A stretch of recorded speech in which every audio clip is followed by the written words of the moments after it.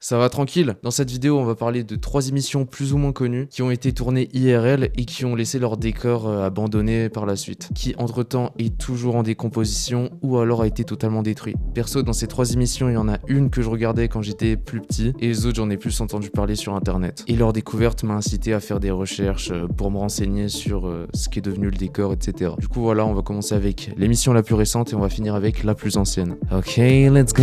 Avant de vous parler de la première émission, avec mon pote YasserZ, on a sorti un single sur toutes les plateformes. Le single s'appelle Remède 1, c'est du rap et on y a mis beaucoup de cœur et beaucoup de temps de travail, surtout mon pote Yass. Donc voilà, n'hésitez pas à aller checker, c'est gratos, ça nous ferait énormément plaisir. Si vous voulez, je vous fais même écouter un extrait si vous avez envie. Faut pas m'en vouloir si je suis distant. Ma vie actuelle est bien déprimante, mais nique sa mère, l'avenir est plus grand. Pour penser au passé, j'ai pas le temps, j'essaie d'avancer dans le futur. Pourquoi le temps s'écoule si rapidement? Hop là, fini. Si jamais ça vous a plu, bah je vous invite à aller checker directement sur les plateformes. Dites même ce que vous en avez pensé en commentaire parce que voilà, ça nous fait extrêmement plaisir. Allez, je vais pas vous emmerder plus, on commence.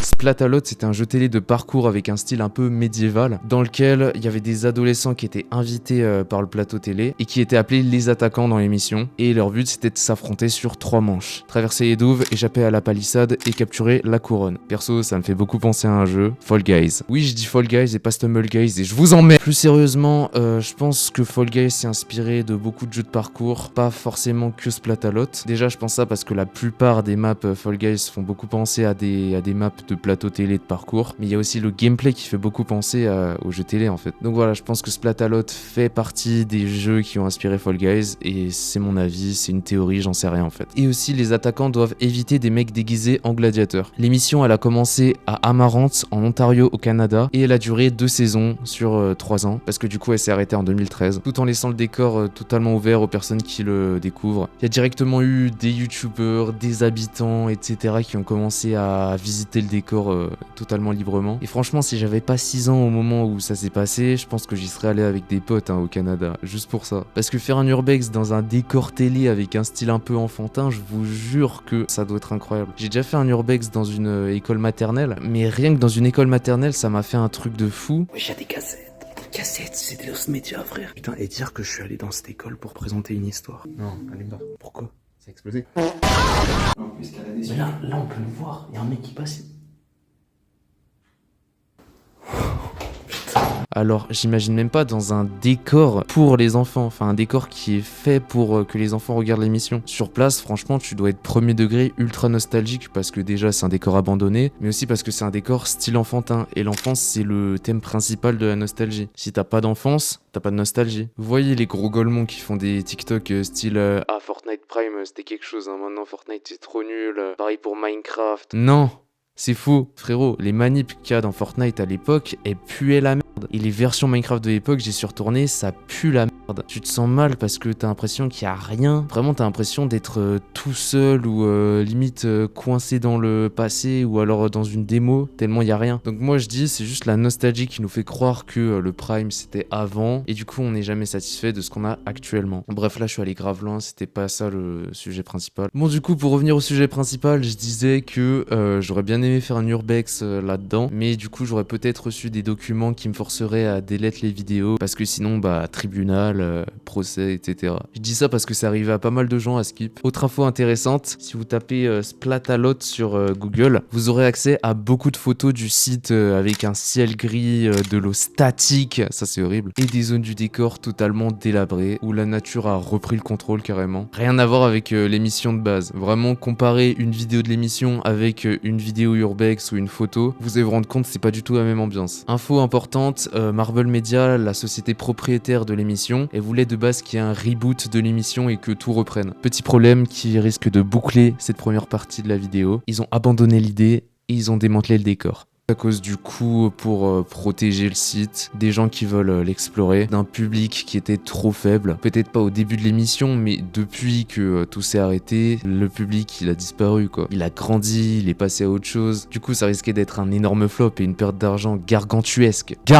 Du coup ça a mené à la destruction totale de Splatalot. Et ce qui me casse les couilles, c'est que j'ai trouvé aucune photo de la putain de destruction de Splat. Ta gueule, pète un coup, t'as juste mal cherché en fait. Parce qu'en fait j'ai juste cherché des vidéos vidéo urbex de Splatalot, mais j'ai pas pensé à écrire Splatalot démolition sur internet. J'ai utilisé ChatGPT pour qu'il me trouve les photos de la démolition, il m'en a pas trouvé, mais en fait j'ai pas pensé à aller directement sur YouTube pour taper Splatalot démolition. Et du coup je suis passé à côté d'une masterclass de la part de Splatalot. Parce que du coup oui, ils avaient pas le budget pour la 3e saison, ni le feu vert, etc. Par contre, ils ont pu sortir une série YouTube qu'ils ont appelée Smatcholot, dans laquelle ils sont amusés justement à détruire ce décor. Ils ont d'ailleurs réinvité le présentateur qui avait fait l'urbex. I could honestly watch that all day. The only problem is they do one of those every like half an hour or so. So this castle is gonna take ages to demolish completely. Et les adolescents qui avaient participé dans les anciennes saisons. Perso, je suis content que ça ait fini comme ça, c'est plutôt une bonne fin. Donc voilà, bonne fin pour Splatalot.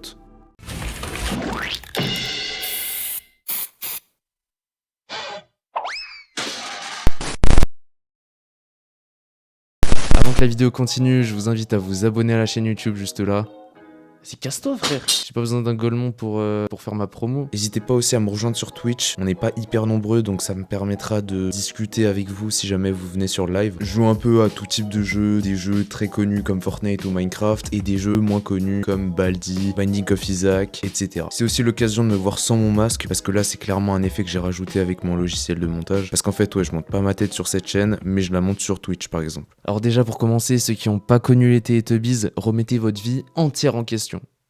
S'il vous plaît. Petit résumé, les Teletubbies, c'est 4 petites peluches vivantes. Enfin, en fait, dans l'émission, on a l'impression qu'elles font la taille d'un enfant, mais dans la vraie vie, pas du tout. Elles sont beaucoup plus grandes qu'un humain pour qu'un humain, justement, puisse rentrer dedans. Mais en fait, dans la série, on a fait tout le décor à peu près de la même taille que le costume, et du coup, ça donne une illusion comme quoi le costume est de la taille d'un enfant. Même au niveau des lapins, parce que pour tous ceux qui se souviennent, il y a des lapins dans la série. En fait, ils ont pris des lapins des Flandres, et qui est la race de lapins la plus grosse au monde, pour qu'on ait l'impression, quand on les voit, que c'est des lapins de la bonne taille. Perso, je trouve ça incroyable en vrai. Du coup, les peluches, elles s'appellent distinctement Tinky Winky, Dipsy, Lala et Po. D'ailleurs, Po, qui est le plus petit, c'est un mec. Pour ceux qui savaient pas, c'est totalement un mec, c'est pas une meuf. Et ces personnages, ils habitent dans une maison un peu style bunker mélangé avec l'herbe du décor. Sauf que cette fois, c'est de l'herbe artificielle. Et perso, le décor, il me fait beaucoup penser à un liminal space. Genre un lieu perturbant qui fait un peu penser aux pièces des backrooms. Dans le bunker, on trouve aussi un autre personnage style aspirateur autonome qui s'appelle Nounou. Conclusion, l'émission a duré 4 ans, de 1991 à 2001, et 365 épisodes ont été diffusés. Ça fait environ un épisode tous les 4 jours pendant 4 ans. L'émission, elle a été tournée dans le comté de Warwickshire, en Angleterre, dans une prairie privée louée par Ragdoll Productions. Une fois tout arrêté, Rex et Rosemary Harding, qui sont les agriculteurs qui étaient propriétaires du terrain, ils l'ont récupéré sans aucun objet de tournage dessus, et sans détruire le décor au départ. Je dis bien au départ, parce qu'en fait, problème, c'est que les fans des Teletubbies savaient où se trouvait le décor, la plupart, et il y en a pas mal qui sont allés sur le lieu, soit pour rendre hommage aux Teletubbies, soit pour foutre la merde, on sait pas trop. Du coup, les agriculteurs, ils en avaient marre, surtout Rosemary, et du coup, ce qu'elle a fait, c'est qu'elle a totalement inondé le décor. Après ça, à la place de la maison, il y avait un étang.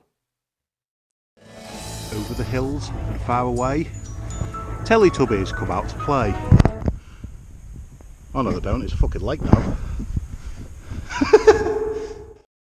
Comme ça, on pourrait se dire que Rosemary, c'est une psychopathe à avoir fait un truc pareil, mais après, ça reste son terrain, et celui de Rex, pas celui des fans, ni des Teletubbies.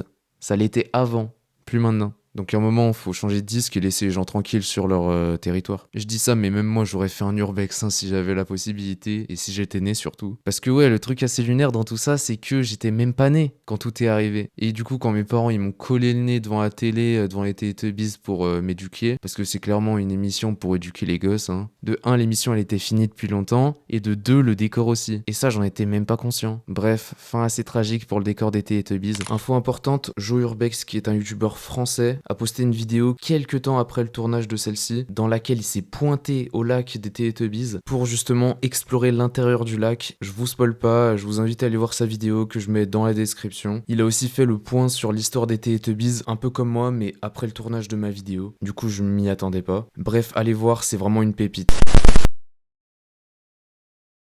Alors Tots TV, c'était une émission britannique, encore une fois pour enfants, encore une fois créée par Ragdoll Productions, mais aussi par Centrali TV, ou ITV Central. Ça a commencé en 1993 pour finir en 1998, donc déjà c'est pas de ma génération, et peut-être pas la vôtre non plus. Les épisodes, ils se concentraient sur 3 marionnettes de gosses, une marionnette française Trilly, et 2 marionnettes anglaises, Tom et Tinny, ce qui déjà pouvait agrandir le public, en ayant à la fois des Français et des Anglais, mais aussi pouvait inciter les gens à apprendre soit l'anglais, soit le français. Autre chose de très particulier, je trouve, c'est que les personnages, ils se comprennent très bien en parlant des langues totalement opposées. Enfin, en fait, c'est surtout Trilly l'intrus dans le dessin animé. We need that bowl to make a cake for Donkey, please. Ah non, non, non, non, j'ai besoin de ce bol pour mettre les carottes pour Donkey. Why don't we make a carrot cake? Then we can all do it together. C'est une bonne idée.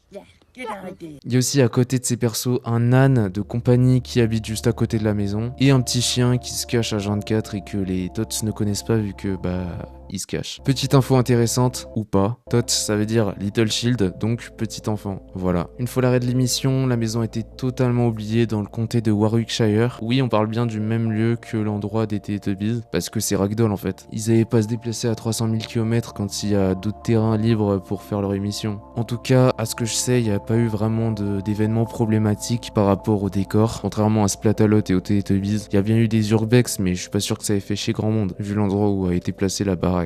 Devinez quoi? Je me suis trompé. Encore. Putain! En fait, en 2022, la maison a été annoncée comme brûlée par les propriétaires parce que apparemment, il y avait trop de personnes qui venaient faire de l'urbex ou qui venaient carrément casser des endroits de la maison sans autorisation, bien sûr. Du coup, même chose que pour les Teletubbies, ça fait chez les proprios et ils ont préféré mettre fin au décor. Si la vidéo vous a plu, n'hésitez pas à vous abonner, à liker, à me rejoindre sur tous mes réseaux, surtout Instagram et Twitch. S'il vous plaît, abonnez-vous à mon Twitch, j'ai envie de refaire des lives là. Ouais, je sais, ça fait beaucoup de demandes dans une seule vidéo et je m'en excuse totalement. Allez, je vous emmerde pas plus que ça, je vous souhaite une très bonne soirée et mangez du pain. A plus! Ouais, je suis fatigué là. Je suis le seul à avoir accès à un passage secret parce que je suis le seul à le connaître en fait. Et en fait, je vais pouvoir utiliser des cheats. Commencez pas à dire que je suis un cheater, c'est la map qui permet de faire ça. Wesh, comment t'as fait ça? Wesh. Le tir est dans son mur. Ah, ça devait être un mème. C'est donc ça la Russie.